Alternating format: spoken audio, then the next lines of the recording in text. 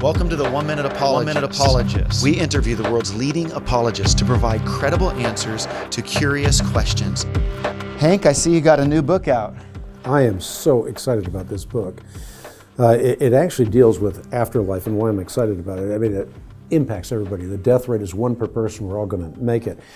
But not only that, there's so much misinformation, even in the Christian community, with respect to what happens after we die and what happens after Jesus appears a second time. Those are two different things altogether.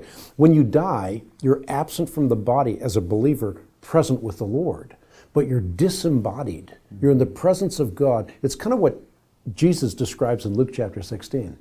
But there's also a time where you experience life, afterlife, which is to say, there's a time when Jesus appears a second time, and he says, do not be amazed at this. A time is coming when all who are in the grace will come out. Some will rise to live, and some will rise to be eternally condemned. So there's a sense in which there's a temporary heaven and an eternal heaven. To make that concrete, my dad died in 1997, a believer, absent from the body, present with the Lord. When Jesus appears a second time, his soul will return to his body, and that body, according to 1 Corinthians chapter 15, will arise immortal, imperishable, incorruptible. Now he's going to be what he was intended to be before sin came into the world. So the DNA that makes him physically will be the DNA that makes him for all eternity. But that DNA will flourish in a pristine universe in which there's no more death, mourning, crying, or pain, for the old order things no longer exists. A new order of things has come into place. You can think about this by way of analogy, and I've got a little butterfly on my book, and there's a reason for that. That butterfly is a great analogy for what happens to us. A butterfly actually starts with a caterpillar. A caterpillar is an eating machine, and it eventually weaves its own casket, a chrysalis. And in that casket, its constituent parts devolve into a mysterious molecular soup. And out of that, an altogether new being comes into existence. The caterpillar was an eating machine. The butterfly has a proboscis that sucks the nectar of life out of a flower. It has wings. It's the same physically, but it's different organizationally. And that's how it's going to be with us. We're going to be the same physically, but we're going to be different organizationally. We don't know what that's going to be like, but we know we're going to be immortal, imperishable, incorruptible, real physical beings living in a real physical universe with a real physical resurrected Christ. So I write about this in the book. A lot of people have an idea that Christianity is very platonic. It's about strumming a harp on a cloud like Casper the Ghost. But it's not, it's physical. If we were in the tomb when Christ rose from the dead, we would have seen dust fly off the very slab on which he lay. He rose physically, and we're going to rise physically as well. And by the way, how important is that to Christianity? Think about this. This is what animated the early Christian church. They grew up, as it were, into a mature body in the epicenter of a Caesar cult. You were demanded to say Caesar is Lord, and if you didn't, you were dressed in a tar jacket, lit ablaze, or brought to the hippodrome, torn about by wild animals. But yet they were willing to face every indignity one human being could bring upon another human being because they saw the resurrected Christ, and they knew that they too would rise. And because of that, they didn't want to be prosperous or politically correct or popular. They wanted to be pleasing to their master. And so they turned an empire upside down. I think if we ever grasp the significance of resurrection, we could turn our empire upside down. We think so often, the world's going this way, it's all crashing. No, history's always like this. It goes through ebbs and flows. There are times of rebellion and apostasy.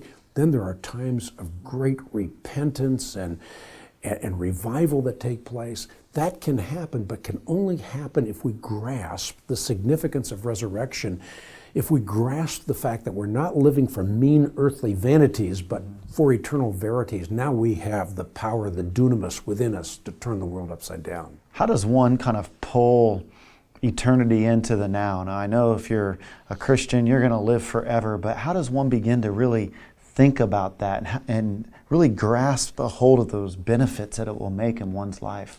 Yeah, I talk about this in the book. I mean, what we do now has an impact for all eternity. So what we are doing today has an impact on what we will be doing in eternity. Now, we're saved by God's grace through faith in Jesus Christ alone. And we can't do anything to add to our salvation. The foundation is Jesus Christ, as Paul says in 1 Corinthians. But we can build on that foundation.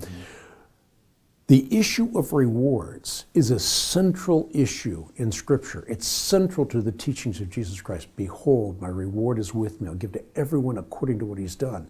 It's not very prominent in our pulpits today. We can't work for our salvation, but we can work from our salvation. And what we do today has an impact on our eternity. Has an impact on what we will be doing forever and ever and ever. Think about this. I mean, we are eternal beings, and we have a station in eternity, and what we are doing now adds to that. Now, I mean, it's like, think about golf. You and I may be at a different level playing golf. You're definitely better. So if that's true, well, I won't use an example. Let me use myself as an example compared to Tiger Woods. I can go out and play with Tiger Woods, and I can enjoy the day. It can be sunny, it can be beautiful. We can be on a pristine golf course, and I can enjoy it to the max, but I can't enjoy it at the same level that he enjoys it at. So my joy is complete. He's enjoying it at a completely different level. I think a master musician can appreciate Mozart more than can an average music lover in the same way. The degrees of reward are our capacities, our enlarged capacities for enjoying eternity. My dad used to explain it as pails. They're different sizes, but they're all completely full. The notion, however you explain it, of rewards in heaven is a thoroughly biblical notion, just as the notion is that there are degrees of punishment in hell. Now, between one's dying and the resurrection where their body is kind of brought back into place, what would you say to somebody who says, am I just kind of floating out there? Is there a temporary body that I have? Do you deal with that question in the book? I sure do. And the answer to temporary body, there's not a scintilla of information in the Bible that would lead us to think that we get temporary bodies. We are absent from the body, present with the Lord. That means that, think about this, when your mother gave birth to you, she gave birth not just to a body, but she gave birth to a body-soul unity. At death, there's an unnatural rending between body and soul. The soul can continue to exist apart from the body, and that's precisely what happens. And Jesus depicts this in Luke chapter 16, doesn't he, where he talks about Lazarus, a poor man, and then a rich man. They both die. One ends up in torment, the other ends up in Abraham's bosom or paradise. Now, when we say they end up there, we're using locational language, but we're really talking about relational things. Souls don't have extension in space. They don't have awareness. So to ask where a soul is a category mistake. What we can say is that that soul is relationally with God, experiencing the bliss of being in the presence of God, but awaiting the greatest of all eventualities, and that is when Jesus appears a second time and puts all things to right. Then we will be resurrected. And that's the hope of Christianity. That's what we long for. It's what we look forward to. And it's a certain promise. That certain promise is based on the evidence for the resurrection of Jesus Christ himself. So what do you tell, I mean, you got 12 kids, Hank, and I'm thinking about my kids, and how do you tell your kids that, you know what, you're really going to enjoy this? I mean, it's hard for them to imagine life apart from their body. And when they just think about worship, and that might not sound completely fun to them to think, I'm just going to worship the Lord all the time. What kind of advice would you give for even parents who got to deal with their kids' questions as it relates to this? Yeah, well, the first thing you want to explain is that this is a temporary state, absent from the body, present from the Lord, present with the Lord. But it looks forward to an eternal state when we are re-embodied, when our body rises immortal, imperishable, incorruptible. So we want to explain to our children that we are going to be real physical beings living in a real physical universe with a real physical Christ, and we're going to learn and grow and develop, albeit without error. So we're going to continue to learn, but without mistake. Only deity can bear the burden of omniscience. We will not know everything. We will be growing and learning and developing. Imagine using all your creative powers, all the gifts that God uses you for, has given to you for all eternity, but without error. I heard Greg Laurie once say there's two rooms when we die, smoking and non-smoking. And we've been talking about the non-smoking section, so to speak. When it comes to this idea of being separated eternally from God, do you get into what life after life after life looks like for a non-believer? Death after death after death. I mean, do you get into some of that as well? Sure, hell is a reality. And we have to understand that the Bible is using graphic imagery to depict how horrible it will be to be forever separated from God. But think about this. When we're separated from God, it will only be because that is what we want. God is not a cosmic rapist. He doesn't force himself on people. If someone does not want a relationship with God in time, he doesn't force himself on that person in eternity. C.S. Lewis, I think, said it best. He said there are two kinds of people in the world. Those who bow their knee and say to God, "Thy will be done." And those to whom God in the end says, "Thy will be done." In other words, you don't want a relationship with me. I'm going to ratify that for all eternity.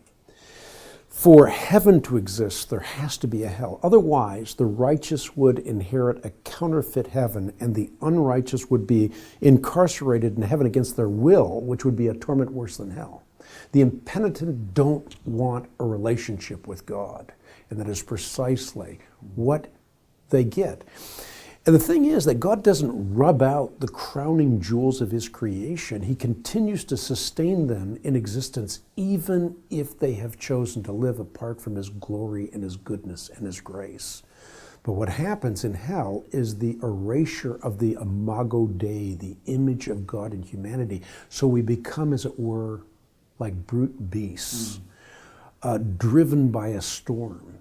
We no longer have the image of God within us. It's erased. Now, it's effaced in us today, but it's not erased in us today. It's tainted, it's marred, but it's still there.